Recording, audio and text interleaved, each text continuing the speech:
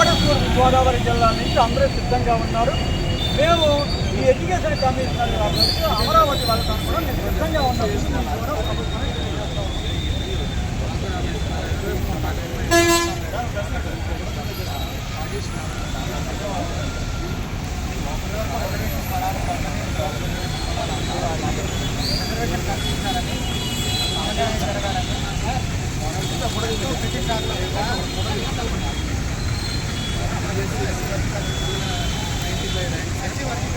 మరి ఇక్కడ న్యాయం చేసిన వర్గీకరణ ఎస్సీ వర్గీకరణ వల్ల న్యాయం జరిగిందా? జరగలేదు. ఓపెన్ కేటగిరీలో మేము 72 మార్కులు వచ్చేదాకా మాకు ఉద్యోగం ఉంటుంది. అంటే రిజర్వేషన్లో 72 మార్కులు వచ్చే తప్ప ఉద్యోగం రాని పరిస్థితి. మరి ఎలా మాకు ఎలా వస్తుంది? ఓపెన్ కేటగిరీలో 74 కట్ ఆఫ్ మార్కులు, 72 వస్తే తప్ప మాకు ఉద్యోగం రాదు. ఎలా?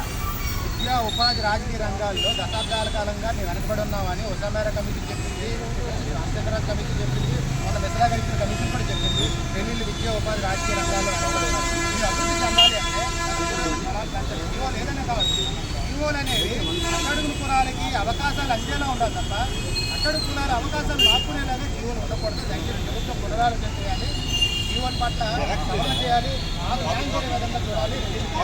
దీంతో పాటు అన్ని కులాలు కూడా సఫలవుతున్నాయి.